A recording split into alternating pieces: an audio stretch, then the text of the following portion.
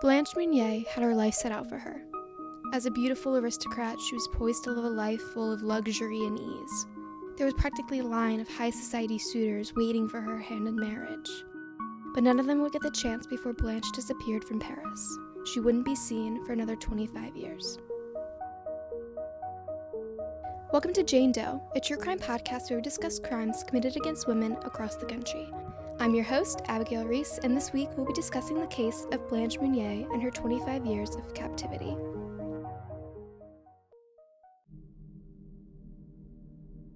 In 1876, when Blanche was only 25 years old, the young woman fell in love with an older lawyer that lived near the family. Blanche quickly fell in love, insisting that she wanted to marry him. However, this decision was met with her mother's resistance. Madame Monnier insisted that her daughter couldn't marry a penniless lawyer. She did whatever she could to prevent her daughter's marriage. Monnier tried to change Blanche's mind, plotted against her, forbid her decision, but it was all useless. Blanche fully intended to marry the lawyer, with or without her mother's permission. But before Blanche got the chance, she would disappear from Paris. No one knew where she was. Friends wondered where she could have gone, while her mother and brother mourned the loss of their daughter and sister. But soon, Blanche would be forgotten. People moved on with their lives. The lawyer she loved so much passed away, and there was still no sign of Blanche Monnier. That was until one day, in 1901, when the Attorney General of Paris received an anonymous note that stated, quote, "Monsieur Attorney General, I have the honor to inform you of an exceptionally serious occurrence. I speak of a spinster who was locked up in Madame Monnier's house, half-starved and living on a putrid litter for the past 25 years. In a word, in her own filth." End quote. The letter came as a shock to police. Was it even possible that Madame Monnier was responsible for what the letter claimed? In the eyes of the public, Madame Monnier was a well-respected citizen from a high society family. She had even been rewarded for her contributions to the city by the Committee of Good Works. The son, Marcel, was successful himself as a respectable lawyer. Even with her perfect reputation, the police went to inspect Madame Monnier's house. At first, they were denied entrance, so they forced the door open in order to get inside. Everything seemed normal. They searched through the house before coming across a small, dark room on the second floor. A rotting smell was coming from the room. They noted that the room had seemingly been locked for years, as the padlock attached seemed rusty. And when they entered the room, they found the long-forgotten Blanche Monnier. Or at least they found what was left of her. 25 years after her initial disappearance, Blanche was hardly recognizable. Now over 50, Blanche was covered in food and feces, with bugs crawling across the bed and floor. She was only 55 pounds and didn't even have the strength to stand up. In a police report of the findings, police stated, quote, "The woman looked extremely malnourished, whilst lying completely naked on a rotten mattress. All around her formed a crust made from excrements and fragments of food. We also saw bugs running across Mademoiselle Monnier's bed. The air inside the room was unbearable. It was impossible for us to proceed with our investigation any longer." End quote. She hardly even resembled a human.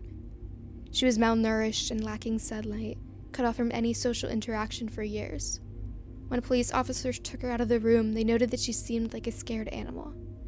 Blanche told investigators that she had been chained up for 25 long years and was offered the bare minimum to survive. Once she had been taken to the hospital, Blanche said how wonderful it was to finally smell fresh air. According to doctors, it was incredible that Blanche was able to survive for so long in those conditions with so little movement. Police were quickly able to get a full picture of what happened in those 25 years of captivity. By locking her daughter in that room, Madame Monnier hoped that Blanche would give in and marry someone more suitable. But Blanche refused to give in. Over the years, no one in the household made any efforts to save Blanche. Her brother Marcel and the family servants claimed that they were too terrified of the mistress of the house to risk saving Blanche. Madame Monnier was quickly arrested, but she died only 15 days into her imprisonment. Authorities believed that her death was due to a heart condition brought on by an angry mob that formed outside her house, but many people also assumed that she drugged herself. Marcel Monnier was also arrested, although he tried to defend himself by saying that his mother was the one completely in charge of the crime. But even so, Marcel was sentenced to 15 years in his role in Blanche's mistreatment and imprisonment.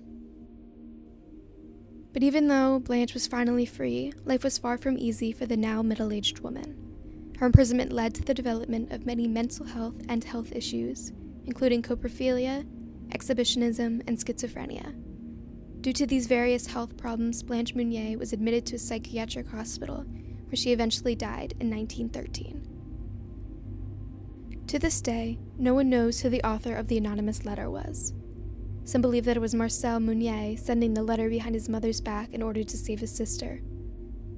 Other rumors suggest that a family servant told her boyfriend about the Monniers' secret, which horrified him to the point of writing the Attorney General for help.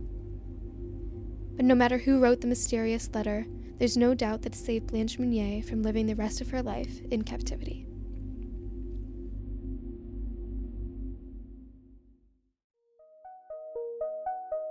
This episode of Jane Doe was written and hosted by Abigail Reese. Resources for this episode include The Vintage News and allthat'sinteresting.com. Thanks for listening and subscribe to hear our next episode.